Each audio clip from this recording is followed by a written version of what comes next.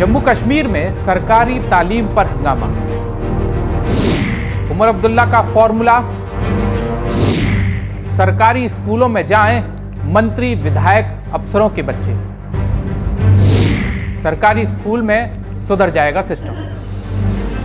जब तक मंत्री, विधायक और नौकरशाह अपने बच्चों को सरकारी स्कूलों में नहीं भेजेंगे, तब तक सरकारी स्कूलों की स्थिति नहीं सुधरेगी। मुख्यमंत्री उमर अब्दुल्ला ने सरकारी स्कूलों में बदहाल सिस्टम को सुधारने के लिए ये बात कही। नमस्कार, न्यूज़ 18 के सोशल मीडिया प्लेटफॉर्म पर आपका स्वागत है। मैं हूं धीरज कुमार। श्रीनगर स्थित शेर कश्मीर अंतर्राष्ट्रीय सम्मेलन केंद्र यानी कि SKICC में राष्ट्रीय शिक्षा नीति यानी NEP पर आयोजित एक सम्मेलन में स्कूल शिक्षा विभाग SCD के टीचर्स और अधिकारियों को मुख्यमंत्री उमर अब्दुल्ला ने संबोधित किया। उन्होंने कहा कि वो यहाँ बैठकर सोच रहे थे कि हमारी शिक्षा प्रणाली में कोई ना कोई कमी जरूर है, क्योंकि उनके विचार से कोई भी मंत्री, विधायक या कोई भी सीनियर अधिकारी अपने बच्चों का दाखिला अपनी पसंद के सरकारी स्कूल में नहीं करता।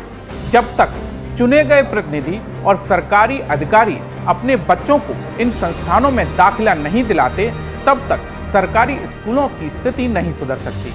उन्होंने आगे कहा कि जब पंचायत स्तर से लेकर विधायक और सरकारी अधिकारी तक अपने चुने हुए प्रतिनिधि अपने बच्चों को सरकारी स्कूलों में दाखिला नहीं कराते, तो हम सरकारी स्कूलों की स्थिति बेहतर होने की उम्मीद नहीं कर सकते।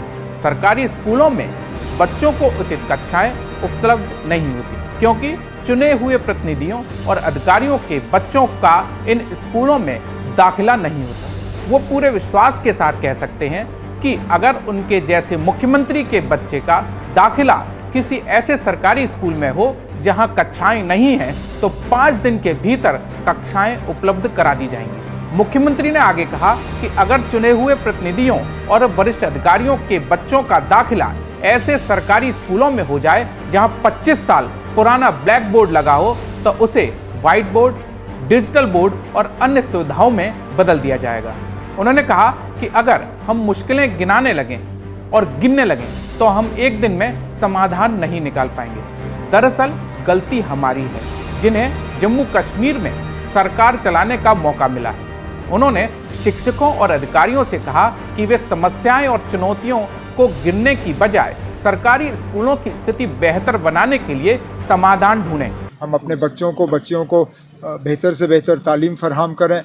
हम जानते हैं कि तालीम में कुछ खामियां हैं, कुछ कमज़ोरियां हैं, चाहे वो इंफ्रास्ट्रक्चर को लेके हो, चाहे दूर दराज इलाकों में टीचरों की कमी है, और जो नया इंफ्रास्ट्रक्चर आया है उस नए इंफ्रास्ट्रक्चर को किस तरह इस्तेमाल किया जा सकता है। जो बजट में हमने कुछ ऐलान किए थे मॉडर्न क्लासरूम्स के और K-12 स्कूल्स के, उसके बारे में।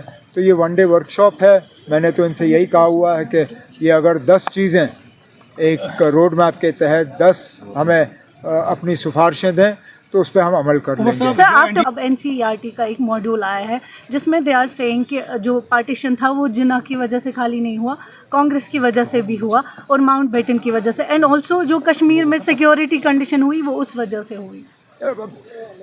हिस्ट्री के साथ छेड़छाड़ करना, और ख़ासकर जब सियासी लोग ये करते हैं, तो गलत है, क्योंकि अब कल को हुकूमत बदलनी है।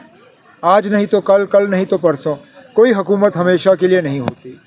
अब मान के चलिए कल को BJP की हुकूमत नहीं होगी, कोई और हुकूमत होगी, वो RSS के ख़िलाफ़ चैप्टर लिखना शुरू करेंगे।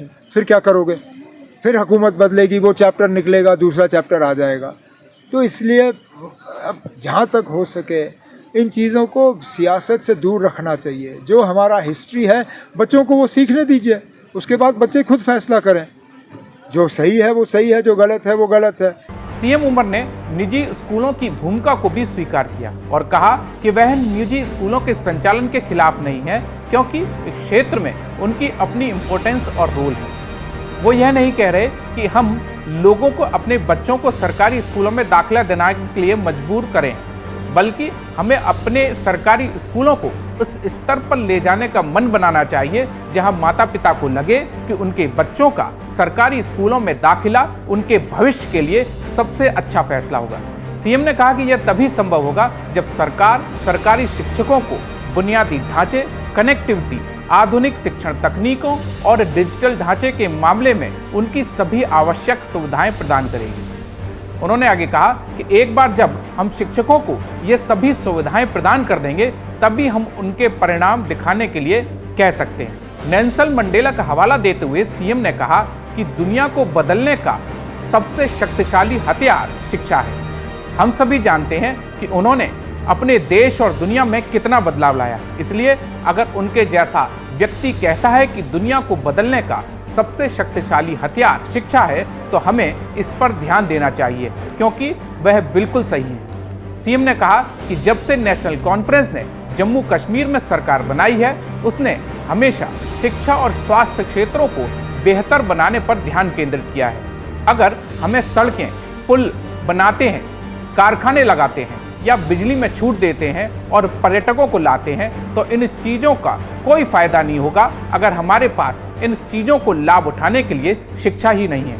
उन्होंने कहा कि NEP 2020 चुनौतियों और अवसर पर आयोजित सम्मेलन में उनका कहना था कि केवल SKICC में सम्मेलनों में भाग लेने से परिणाम नहीं मिलते। हमें इसके फायदे तभी देखेंगे जब हम जमीनी स्तर पर बदलाव लाएंगे जो 21वीं सदी के लिहाज से हों। मुख्यमंत्री ने कहा कि शिक्षा और स्वास्थ्य विभाग लगाव की बीमारी से ग्रस्त है, जहां स्वास्थ्य विभाग के शिक्षक या कर्मचारी गुरेज में भर्ती होते हैं, लेकिन वे सभी पद के साथ शहर में भी स्थानांतरित होना चाहते हैं। उन्होंने कहा कि उन्होंने सकीना इत्तू को स्पष्ट कर दिया है कि वो अपने किसी भी रिश्तेदार के तबादले की सिफारिश करने उनके पास नहीं आए, इसलिए किसी और की सिफारिश पर ध्यान न दें। मुख्यमंत्री ने कहा कि अगर प्रभावशाली लोगों की सिफारिश पर तबादले किए गए तो इसका असर उन समर्पित शिक्षकों पर पड़ेगा जिनका नौकरशाही में कोई प्रभाव नहीं है। मुख्यमंत्री ने सुझाव दिया कि ऐसी व्यवस्था स्थापित की जानी चाहिए जहां दूर दराज के इलाकों में काम कर चुके शिक्षकों को भविष्य में सर्वोत्तम पोस्टिंग और पदोन्नति मिल सके। उन्होंने आगे कहा कि तभी हम व्यवस्था में बदलाव ला पाएंगे और शिक्षा क्षेत्र में सुधार ला पाएंगे। श्रीनगर में एक हाइब्रिड स्कूल के उद्घाटन का जिक्र करते हुए मुख्यमंत्री उमर अब्दुल्ला ने कहा कि श्रीनगर में ऐसे उद्घाटनों से कोई फर्क नहीं पड़ता। उन्होंने कहा कि श्रीनगर में शिक्षकों, कक्षाओं और बुनियादी ढांचे की कोई कमी नहीं है। जब तक हम इन हाइब्रिड स्कूलों को उन दूर दराज के इलाकों में नहीं ले जाते जहां शिक्षकों की वास्तविक कमी है, तब तक इन हाइब्रिड स्कूलों का कोई फायदा नहीं होने वाला है। सीएम उमर अब्दुल्ला ने अपने भाषण के जरिए जम्मू कश्मीर की उस नब्ज को टटोला है जिसमें सियासतदानों से लेकर बड़े अफसर तक आते हैं। ये नई बात नहीं है कि इन लोगों के बच्चे या तो देश के बेहतर संस्थानों में पढ़ रहे हैं या फिर विदेशों में पढ़ रहे हैं। अब उमर अब्दुल्ला के बयान का कितना असर जम्मू कश्मीर में दिखने वाला है और कितना शिक्षा की गुणवत्ता में सुधार आने वाला है, या फिर सरकारी स्कूलों की तालीम में कमी दूर करने का कोई और फॉर्मूला बनेगा, ये देखना बाकी है। देश विदेश की खबरों के साथ लद्दाख, हिमाचल की खबरों के लिए सब्सक्राइब कीजिए। धन्यवाद।